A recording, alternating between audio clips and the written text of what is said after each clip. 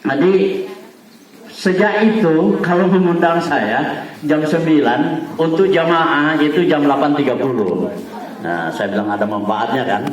Ya. Jadi yang keempat, nah ini barangkali ini ya. Tadi saya gembira, tapi kegembiraan saya ada cacat sedikit tadi itu. Dimulai tadi bicara Assalamualaikum, saya lihat jamnya itu pukul 05.31, jadi telat 1 menit. Nah iya, telat 1 menit itu tadi itu. Ya, tapi sudah lumayan, cuma 1 menit telatnya.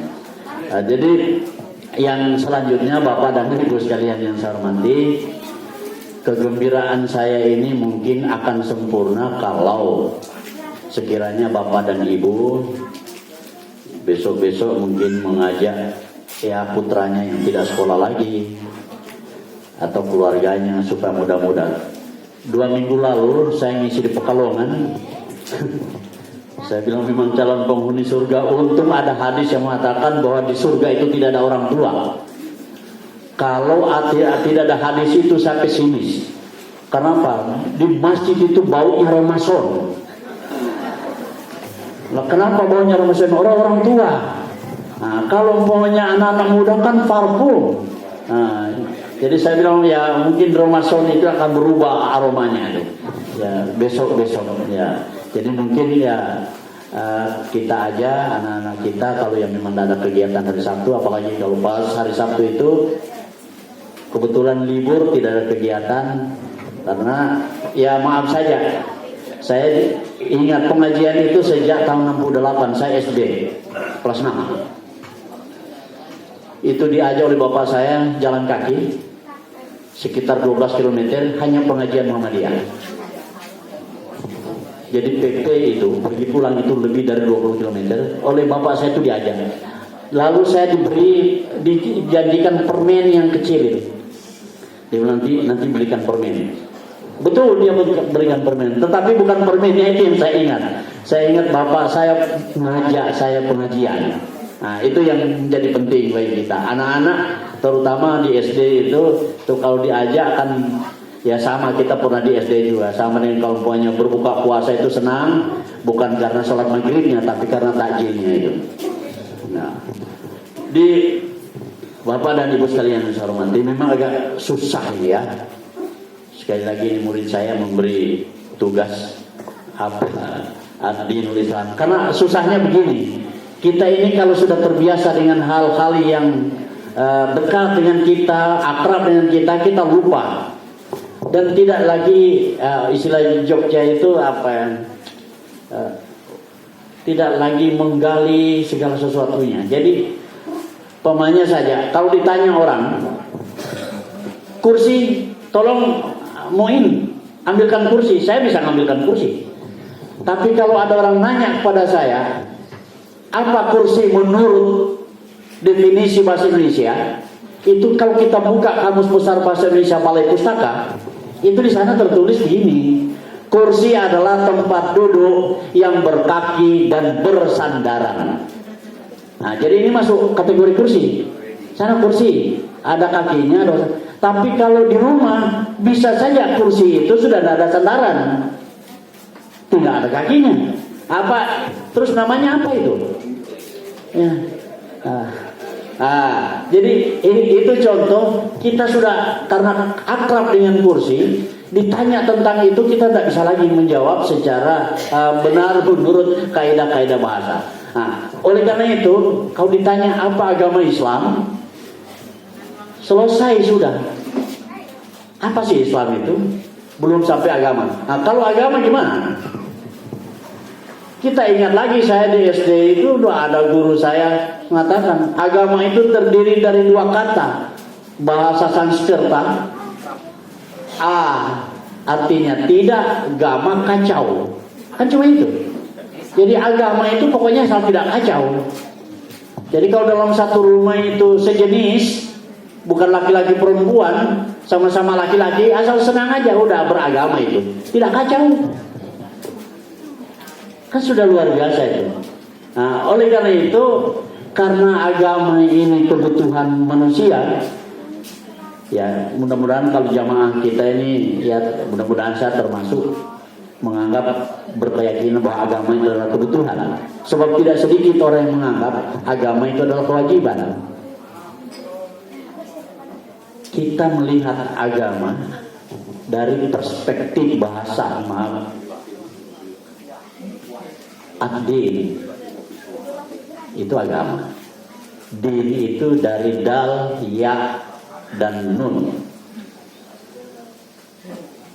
Kalau umpamanya di munjitutullah gitu, namanya kata yang berasal dari huruf dal, ya, dan nun, itu mesti al-alaqah bainal firqain.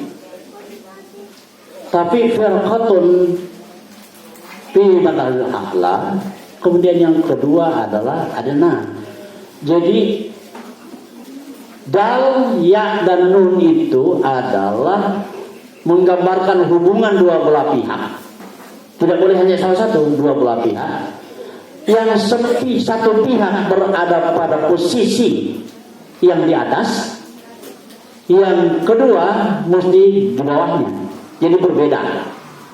Itu dal, ya, nun. Dari kata itu muncul dain, hutang piutang, hutang.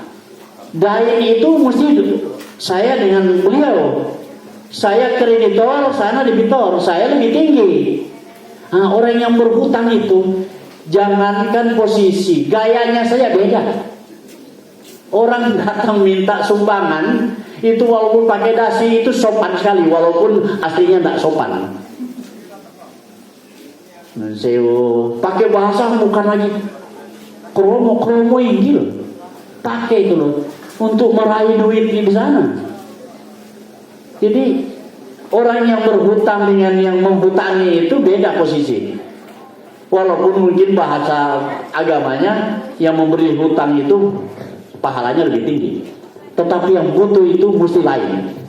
Maka biasa kita lihat gembel-gembel itu pakaiannya. Kalau di Pemalang itu kan ada, kita telusuri setiap hari.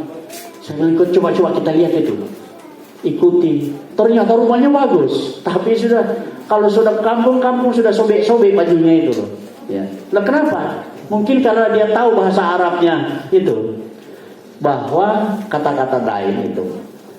Jadi ad-din, saya coba lihat di dalam Mu'jam al-Mufahras itu dalam Al-Quran disebutkan 89 kali. Maaf kalau salah menghitung saya. Kata din, baik din itu kaitannya dengan Islam atau din secara umum. Nah, sekarang pertanyaannya adalah apa sih agama Islam itu? Kalau kita bertanya kepada atau membaca buku filsafat, pusing juga kita ini. Tapi kalau agamawan yang berbicara, kelihatannya lebih mudah kita pahami. Teolog manapun juga kalau sudah bicara masalah itu, kelihatannya mudah. Nah, maka maaf saja karena kebetulan saat ini Muhammadiyah di majelis tadi itu ada rumusan agama itu apa. Agama itu dirumuskan oleh majelis tadi, jadi supaya kita agama tidak seperti tadi itu, tidak kacau pokoknya udah agama. Enggak. Agama itu menurut definisi majelis tadi adalah sesuatu yang disyariatkan ala lisani anbiya'i, berdasarkan para nabi, omongan-omongan para nabi. Ya. Luar biasa itu. Artinya apa? Lisani anbiya'i berarti Islam itu bukan hanya agama Nabi Muhammad kaitannya dengan itu agama seluruh nabi. Ala lisani anbiya'i. Iya. Isinya apa agama itu? Minal awamir, ada perintah-perintah. Terus apa cuma perintah? Oh enggak. Wan nawahi, dan larangan-larangan. Jadi mengerjakan perintah, dan dari definisi itu mengerjakan perintah dan menjauhi larangan sama kualitas pahalanya. Tak beda. Jadi kalau umpamanya sholat subuh tadi kita dapat pahala. Pulang dari sholat subuh mau balik ke rumah ada uang jatuh. 200.000. Ambil. Punya siapa ini ya? Udah ambil aja kalau udah ada tuannya. Oh, enggak, bukan. Menghindari yang begitu-begitu ada pahalanya. Tapi kalau yang jatuh 2 juta mungkin berubah lagi pikiran. Ya. Nggak tanya-tanya lagi. Mungkin tanya juga kalau 2 juta. Tapi suaranya tidak terlalu nyaring. Jadi kalau yang 200.000 bengok-bengok dia. Nih uang siapa ya Pak ya? Tetangga segala macam yang dilalui. Kenapa? Ini ada uang jatuh 2 lembar 100. Tapi kalau 2 juta, ada yang lewat sini enggak? Nanyanya orang lewat. Kenapa? Ya enggak, ingin tahu saja ada orang lewat apa enggak. Padahal maunya itu kaitannya dengan uang. Ya, jadi kalau itu kita hindari sama suara kita nyaring ketika menemukan uang itu pahalanya sama dengan tadi sholat subuh itu. Sebab tidak ada sesuatu yang dilarang itu lalu tidak ada implikasi. Implikasinya mesti kalau dah saya tidak mau. Nah, sama dengan pencuri. Pencuri itu kalau berangkat ke rumah, pokoknya kalau ya maaf ini hanya contoh saja Pak Sakir. Ini nyolong ke situ, tapi ternyata salah sangka saya itu. Saya kira Pak Sakir masih di Makassar, ternyata udah pulang, nggak jadi nyolong. Itu nggak ada pahalanya. Karena ketidakjadian itu bukan didorong oleh keimanan, ketakutan kepada tuan rumah. Tapi kalau begitu saya berangkat, terus pingin juga menyolong di situ, terus terpikir, iya ya. Jumat lalu saya di masjid itu bilang begini tuh, mencuri segala macam. Udah, ini setan ini. Pulang, berpahala itu. Karena muncul kesadaran bahwa sesuatu hal yang tidak baik. Jadi itulah isinya. Kemudian isi agama itu di samping al-awamir jamak dari amir, kemudian nawahi, ada irsyada, ada petunjuk-petunjuk. Maksudnya apa? Tidak dalam bentuk perintah, tidak dalam bentuk larangan, tetapi hanya petunjuk. Nah, ini hanya petunjuk-petunjuk. Oh ya, irsyada. Nah, itulah isinya. Untuk apa? Nah, lalu rumusan itu diakhiri dengan ungkapan atau kalimat li solahil ibad dunyahum wa ukhrahum.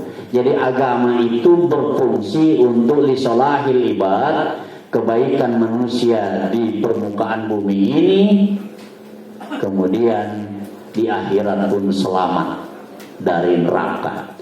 Jadi kalau di akhirat itu kan cuma satu, kriterianya selamat itu kan cuma satu, nggak nyemplung neraka sudah selamat.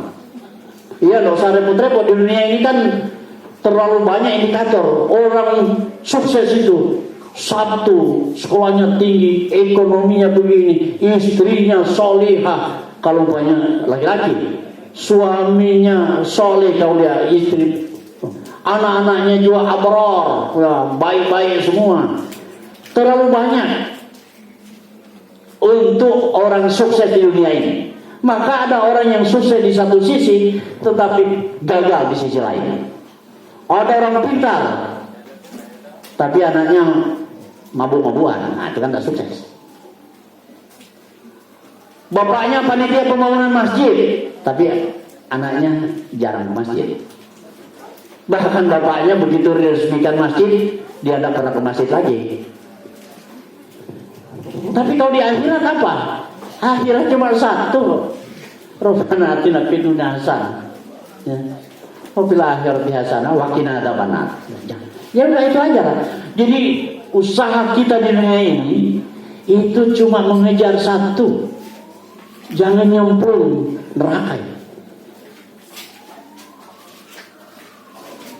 Supaya tidak nyemplung neraka, semua potensi yang kita miliki itu arahnya ke sana. Ibaratnya begini, kalau kita tadi dari sana ke sini, ya sudah jalan saja begini lurus.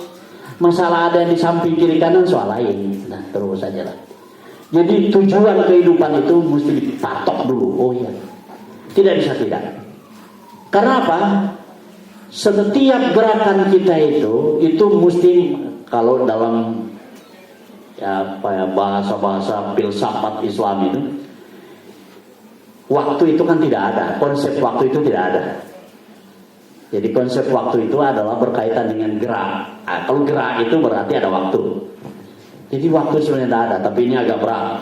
Nah, lalu kita hidup ini kan cuma sebentar. Nabi sudah memberitahu. Apa kata Nabi? Nanti kalau salah hadisnya nanti dia yang betulkan itu. Amari ummati ma baina sittina wa sab'ina sana. Umur umatku itu hanya berkisar 60 sampai 70 tahun. Jadi kalau sudah 69 last one. Ya. Jadi 60 sampai 70. Wa qalluhum dzalik. Sedikit sekali yang melampaui 70. Kalau toh melampaui 70 itu sudah repot. Orang lain itu sudah repot, bukan hanya dirinya. Rumah, kalau kita dulu masih 30 tahun, melihat rumah berlantai, kan biasa ngomong, wah mantap rumahnya. 2 lantai. Itu kalau di atas enak kamu lihat mana-mana pemandangan. Tapi kalau usia seperti sekarang ini, jangankan 30 tahun, kamar terlalu lebar malu. Nah kenapa? Belum lagi resi-resi tadi itu. Jadi ternyata limit kehidupan itu sangat dekat. Akhir kehidupan sangat dekat. Ya saya masih ingat betul itu loh ya. Saya main kalau di Kadipiro dari Mualimin jalan waktu masih mengajar di Mualimin. Main bulu tangkis, masih ingat siapa yang smashnya bagus, murid-murid saya dari Tegal. Tapi ternyata sekarang kalau ketemu juga ya paling cuma lewat ini. Ini kehidupan sangat-sangat singkat. Nah, karena singkat itulah maka Allah yang Maha Rahman Maha Rahim diberi petunjuk untuk menjalani supaya tidak nyemplung ke neraka. Ini jalan. Nah, jalan itu lewat para nabi. Kita tidak bisa ngarang-ngarang. Senang sesuatu menurut kita belum tentu disenangi oleh orang lain. Tapi orang lain juga begitu sebaliknya. Maka berislam itu memasrah hakikatnya, kalau kita potong-potong pendekan, berislam itu menyediakan seluruh jiwa dan raga kita agar mau diatur oleh Allah. Baik, mau diatur oleh Allah. Sholat subuh jam sekian, jangan pakai logika. Sholat subuh itu saya tambah aja lah, masih segar bugar, masa hanya 2. Duhur yang saya kurangi aja lah. Capek kan sama saja. Kalau duhur saya kurangi 2 tapi saya masukkan ke subuh, kan jumlahnya tetap sama. Tak boleh. Kita ya tidak usah sampai kepada agama. Suami istri itu kalau umpamanya memang cinta kepada suaminya, mesti diatur oleh agama berdasarkan petunjuk-petunjuk oleh suami. Maka ada ungkapan, nah ini saya mohon maaf, ini bukan bahasa saya, bukan hadis, tapi omongan orang-orang sufi. Orang sufi itu mengatakan begini, al-mahabbah tamhul makan wal ain, atau biasanya wal wayu. Cinta itu menghapus hukum dan aib, kekurangan. Maksudnya apa? Kalau masih tataran kewajiban kita kepada Allah, ya kita masih berhitung. Ini wajib, ini sunnah. Sholat duhur wajib 4 rakaat, sunnahnya ba'diyah ada, qobliyah ada. Kalau cinta sudah tidak lihat lagi itu. Orang yang cinta kepada Allah itu tidak lihat lagi ini sunnah apa wajib, kerjakan. Maka tamhu, dia menghapus, dia hapus itu. Tidak lihat lagi. Nah, kita ini kan pernah jadi muda, baru ngincar seseorang yang jadikan calon istri, tidak usah ketemu orangnya, lihat sandal yang mirip sandal calonnya itu sudah senang. Betul kan? Apalagi bajunya, apa ini sandal. Sandal sudah putus lagi, bukan punya calon istrinya, tapi sudah senang. Kira-kira begitulah. Ya, artinya pengalaman kita semua maksudnya. Jadi segala sesuatu kita umpamanya melihat. Saya kemarin di Gombong Jumatan. Tahu-tahu yang khotib itu, karena saya datang bersama istri dengan keluarga, yang khotib itu mirip adik mertua saya. Saya foto. Begitu selesai, saya bilang sama mertua saya akan ikut. Ini ada Om Sofi ini. Siapa? Begitu dia lihat, karena mertua saya tidak terlalu perhatikan, dia lihat, oh iya ya, kok bisa di sini Om Sofi? Padahal mirip. Ya, terus saya jelaskan, ini khotib di sini. Oh, baru lihat begitu, udah senang. Lihat anak orang lain, saya pernah tinggalkan ini anak saya di sini di Jogja, saya pulang ke Sulawesi, ketemu anak orang lain yang mirip anak saya. Waktu itu dia usianya 2 tahun, saya belikan es. Ini di terminal. Padahal hanya mirip. Jadi kalau sudah cinta itu sudah tidak lihat lagi ini wajib apa tidak, mesti disenangi dia, saya kerjakan. Yang dekat-dekat dengan Jokowi itu batuk saja Jokowi itu dia senangkan. Sebegitu.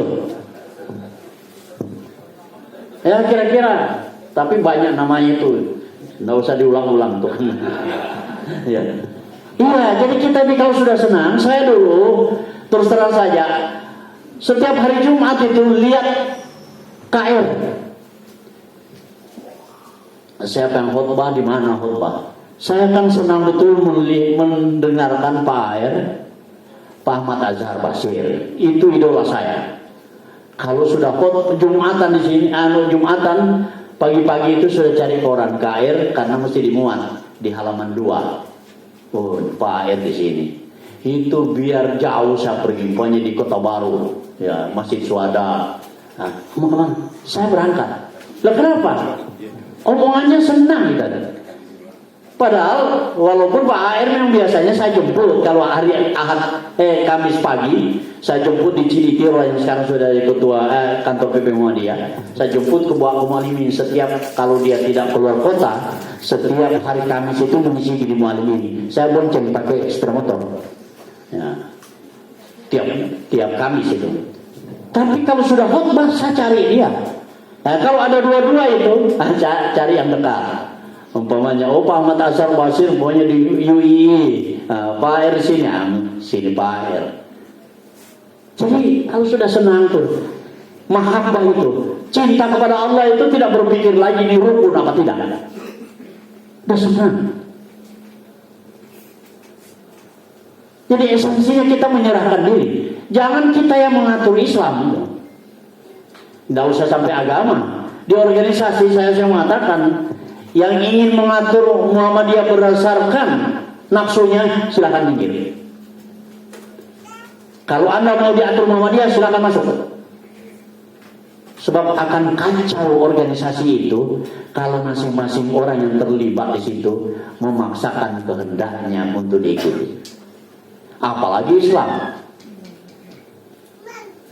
Ibu-ibu cinta suaminya ya. Iya. Nah, tapi itu bukan fakta itu tadi, itu celotehan aja. Ada yang jawab kadang-kadang katanya. Ibu ikut enggak di sini? Oh ikut. Ya, saya pikir kalau tidak ikut mungkin karena keberanian karena ada ibu. Ya. Nah, jadi padahal kita juga insya Allah cinta istri. Insya Allah. Padahal istri kita itu banyak kekurangan. Ya banyak. Suami kalau tambah banyak enggak, dia lebih sedikit kekurangan, cuma tambahnya lebih. Iya. Jadi istri banyak kekurangan, suami banyak kekurangan. Tapi kenapa orang-orang tua kita dahulu kalau sampai cucu cicitnya ada tapi mereka tetap saja karena kecintaan. Padahal banyak kekurangan. Pertanyaannya adalah begini. Apa sih kekurangan dan kelemahan Allah? Apa permintaan kita yang tidak dipenuhi oleh Allah? Pernahkah kita dipenuhi oleh Allah tapi kita tidak minta? Sangat banyak. Oleh karena itu Quran memberitahu fa in ta'uddu nikmatallahi la tuhsuha. Kalau kamu umat manusia ini mau menghitung-hitung nikmat Allah, pasti tidak mampu. Kalimatnya itu luar biasa. Menghitung saja kita tidak mampu, apalagi membalas. Orang tua saja kita, anak kepada orang tua, sampai-sampai orang mengatakan kamu hajikan orang tua kamu berkali-kali, tidak bisa membalas kebaikan dia. Ini Allah. Apa ada ciptaan Allah yang gagal? Apa ada penuhan Allah yang tidak dipahami oleh manusia? Kecintaan Allah tanpa batas. Manusia saya itu kita mengatakan kasih sayang ibu itu sepanjang jalan. Allah melebihi segala-galanya. Zat yang paling sayang kepada kita itu ya cuma Allah.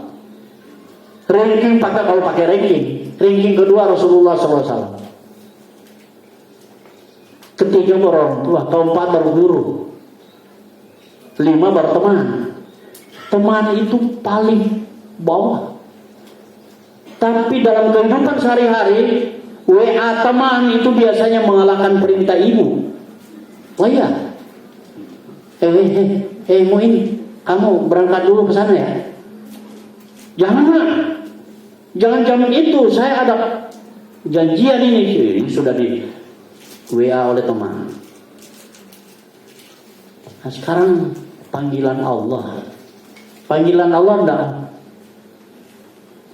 minta supaya kita ini susah, bahkan supaya kita itu ringan, otak kita itu ringan memikirkan, rasa kita itu juga puas. Maka panggilan untuk menghadap pada Allah itu diawali dengan Allahu Akbar. Jadi pikiran kita itu dibawa ke satu tempat. Ternyata tidak ada yang besar di dunia ini, hanya Allah. Tidak ada lagi. Saking besarnya Allah itu, segala-galanya diurus oleh Allah. Bahkan tidak ada daun yang jatuh pun yang tidak diketahui oleh Allah. Berapa pohon yang di rumahnya Pak Sakir ini? Sudah pernah menghitung daunnya jatuh? Belum. Bahkan Quran memberitahu sebiji batu yang hitam di kegelapan malam dia tahu. Apa yang kita sembunyikan? Tidak ada. Jadi kita hanya memasrahkan diri. Ya Allah, seperti orang yang ingin kerja di satu kantor terus ada wawancara. Tapi kalau sekiranya kamu saya terima di sini, kamu harus begini ya. Ini kira-kira bisa nggak? Apa jawabannya? Insya Allah fasih. Tapi nggak boleh terlambat. Insya Allah. Kerjanya jujur ya. Insya Allah. Yang diraih hanya apa? Mudah-mudahan bisa diterima. Begitu diterima, wallahu a'lam bishawab. Jadi kita menyenangkan. Jadi Allah ngasih fasilitas. Ada mata. Kita memanfaatkan mata itu untuk pasrah pada Allah. Jiwa kita, tangan kita, dah megang yang baik-baik, melangkah yang baik-baik. Loh, kenapa baik-baik? Ini pemberian amanah Allah kepada saya. Lewat agamanya. Bagaimana caranya? Saya mendekati dia.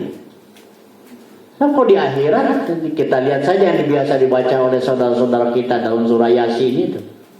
Al-yawma nahtimu ala afwahihim wa tukallimuna aydihim wa tashhadu arjuluhum bima kanu yaksibun. Kalau di akhirat tidak ada lagi kong kaling kong seperti orang yang debat di TV. Nahtimu ala afwahihim wa tukallimuna aydihim, tangan yang bicara. Nyolong apa enggak? Nyolong itu kalau di kampung paling nyolong itu apa? Mangga tuh. Tapi nyolong pakai Parker itu yang luar biasa. Pulpen Parker tanda tangan nyolongnya, kan gitu. Wah, itu lebih dahsyat lagi. Mau tanda tangan saja, wah. Supaya Allah senang pada. Nah, kalau sudah senang pada kita sudah senang, Allah pun senang. Ya tidak ada jalan lain kecuali surga yang dan itu la yukhliful mi'ad. Dalam Al-Quran beritahu, Allah tidak pernah mengingkari janji terhadap kita. Bisa dibayangkan bapak-bapak dan ibu-ibu, saya sering berpikir dan berlogika sederhana. Begini, dalam tadi kan ada katanya ada infak. Infak itu uang siapa? Kan mesti jawaban kita itu uang saya 20.000. Uangnya dari mana sana? Oh, gara-gara saya ngajar atau bekerja. Ya, kerja di kantor. Ya. Kamu bekerja di kantor karena pakai apa? Pakai ilmu. Ilmumu dari siapa? Oh, dari guru. Gurumu dari siapa? Dari guru, dari guru. Ujung-ujungnya Allah. Itulah makanya, ini maaf nanti ya saya kalau keliru walaupun murid kalau lebih pintar kan harus kita akui. Iya, itulah maka kata-kata infak, berinfak itu jadi nunfakok, infak. Tapi munafik itu juga dari nunfakok. Maknanya apa? Arti aslinya nunfakok itu pura-pura. Orang munafik itu pura-pura Islam. Kita ini berinfak itu hanya pura-pura. Bukan milik kita loh. Milik Allah itu. Otak dari Allah. Waktu dari Allah. Tenaga dari Allah. Apa yang kita banggakan? Itu makanya Quran mengecam betul manusia yang sombong. Karena tidak ada apa-apanya. Saya hebat. Hebatnya dari mana? Kalau tidak ada ibumu, tidak ada bapakmu, tidak ada apa-apanya.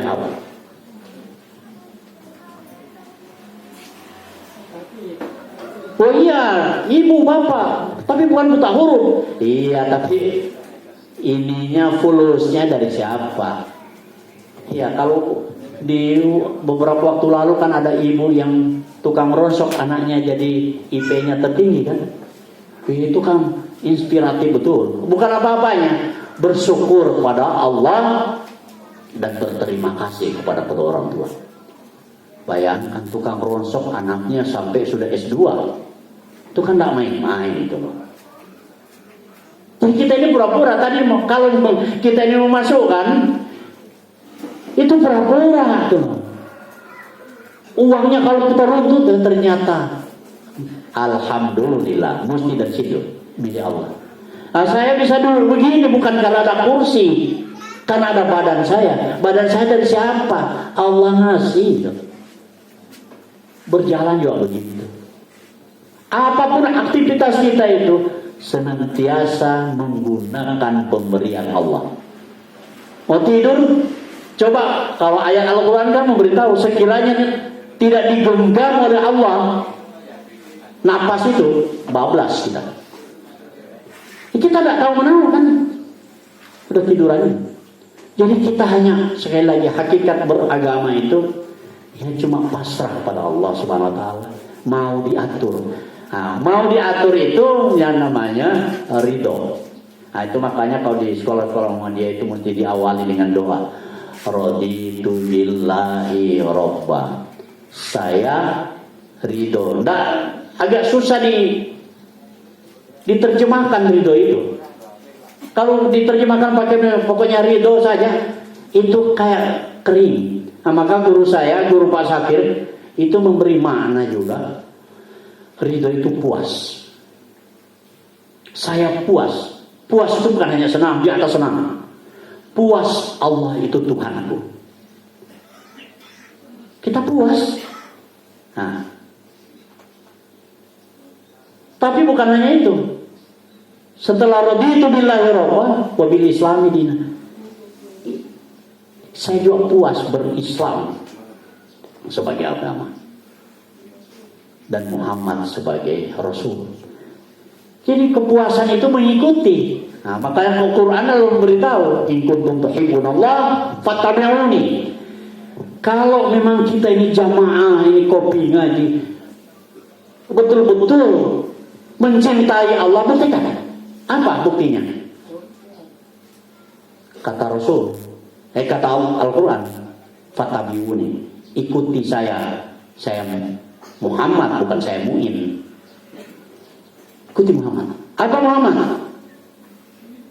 Sholatnya tepat waktu, kalau pakai sholat. Nah, sepertinya kita cuma berkisar pada hal-hal yang rukun itu. Itu kan rukun itu muncul ketika ada dari hadis Muslim ya. Hadis Muslim. Itu kan hadisnya agak panjang, cuma waktu itu karena saya masih sekolah jadi hafal. Sampai sekarang pun agak hafal tuh hadisnya panjang. Jadi apa? Kata Umar Ibn Khattab itu, bainama nahnu julusun inda Rasulillah sallallahu alaihi wasallam, ketika kami duduk bersama Rasulullah sallallahu alaihi wasallam, tala alaina rajul. Tiba-tiba datang seorang laki-laki. Sadidu bayadis.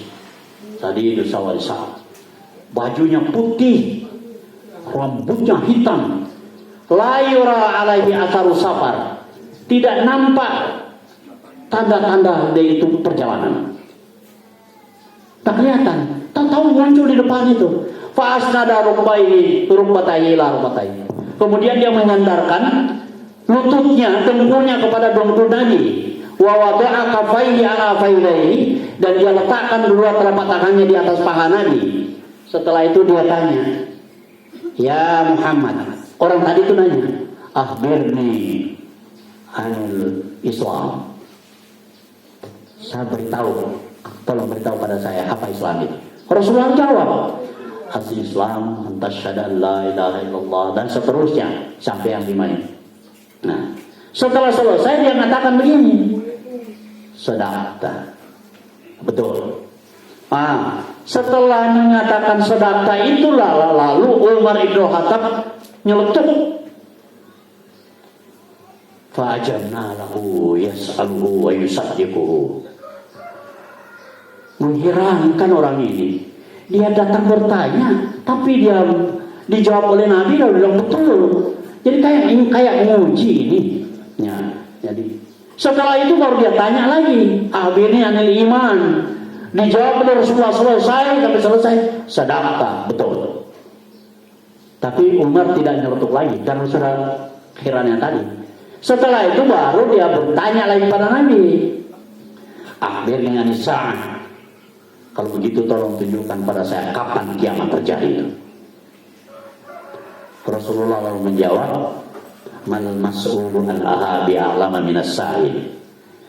Orang yang bertanya dengan yang ditanya pada baik, kata pemalang. Sama-sama. Yang bertanya dengan yang ditanya sama saja tidak tahu. Setelah itu baru dia lanjutkan hadis itu.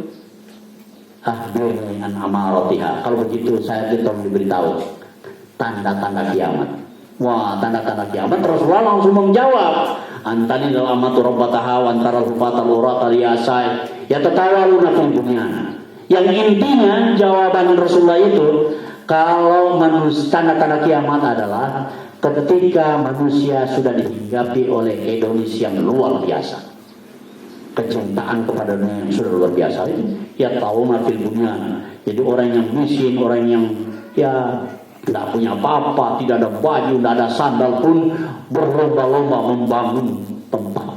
Nah, hadis inilah yang digunakan oleh para ulama mengatakan bahwasanya itulah rukun Islam, rukun iman dan ihsan. Kalau ihsan terakhir kan dia tanya bahwasanya ihsan itu anta'budallah kana fa'ilam takun tarau fa'innahu yarab. Menyembah Allah itu, beribadah kepada Allah. Menyembah itu bukan hanya sholat.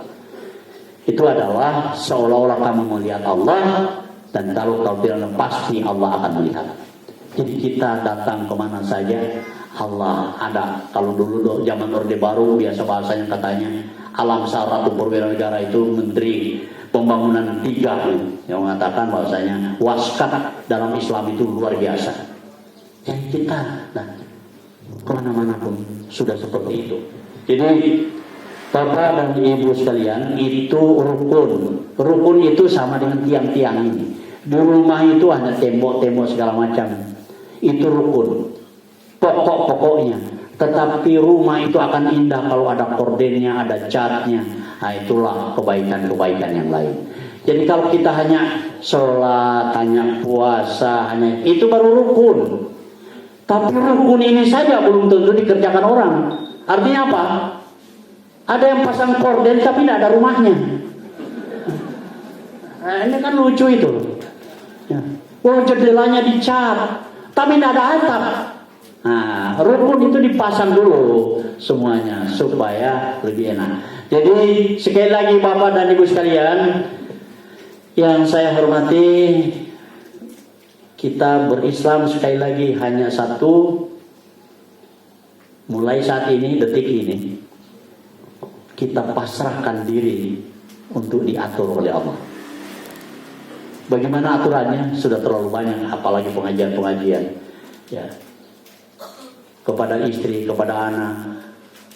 Kalau suami, jangan dibalik-balik. Orang yang kreditor kepada debitor itu berbeda.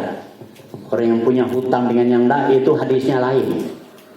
Kalau hadis orang yang berhutang segera bayar, termasuk ciri orang yang baik. Tapi bagi orang yang kreditor, orang yang ngasih utang, itu yang terbaik ada ayatnya. Ya, dalam surah Al-Baqarah itu 282. Itu kasih kesempatan, jangan nagih terus. Oh enggak, saya enggak pernah, jarang nagih. Paling cuma 3 kali sehari. Pagi WA, malam WA. Nah, itu berarti tidak. Loh, itu apa? Ini esensinya. Berbuat baik kepada siapa saja kalau makhluk. Itu bukan untuk dia. Saya berbuat baik kepada Pak Sakir. Itu bukan untuk supaya Pak Sakir, wah terima kasih. Tidak. Itu income saya, investasi saya ke akhirat. Kalau pikiran kita sering ke arah orang lain supaya dipuji segala macam, sudah susah.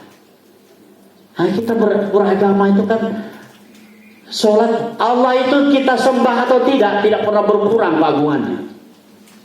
Allah ya Allah. Allah Ar-Rahman Ar-Rahim. Manusia sejogja saja sedunia kafir, Allah tidak mungkin sendiri. Mana pernah ada? Jadi kita ini berbuat baik fali nafsi untuk diri kita. Ya. Tapi kalau punya tidak baik, maka untuk kita juga. Jadi insya Allah lah orang-orang yang hadir di tempat ini itu orang-orang yang baik. Kenapa? Karena mewakafkan waktu. Kalau masalah ilmu, apalagi saya ini sih tidak ada ilmunya. Tapi setidak-tidaknya kita dapat pahala silaturahim. Saya kalau tidak hadir di sini tidak ketemu sahabat saya ini dulu di PP Muhammadiyah. Ya. Walaupun saya sudah di Pemalang, ternyata dipertemukan oleh Allah karena pengajian ini. Pertemukan oleh Allah SWT. Itu luar biasa. Walaupun beliau yang paling fenomenal kan di BP Ahmad Dahlan. Ya. Kalau di sana di Ciditor itu kantor PP perwakilan sajalah. Yang PP aslinya di sini. Ya. Jadi itulah Bapak dan Ibu sekalian. Waduh, maaf ini agak kebablasan ini. Ya, sudah 6.28. Masih ada 2 menit. Saya akhiri dulu. Siapa tahu 2 menit ada pertanyaan. Ya kira-kira itu aja. Memang sengaja saya buat 2 menit supaya tidak ada yang tanya sulit-sulit.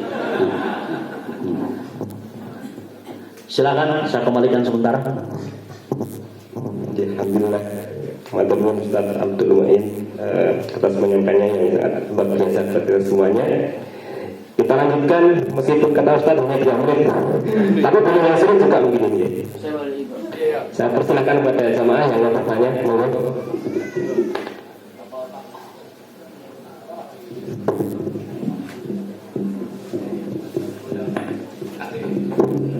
Terima kasih. Assalamualaikum warahmatullahi wabarakatuh.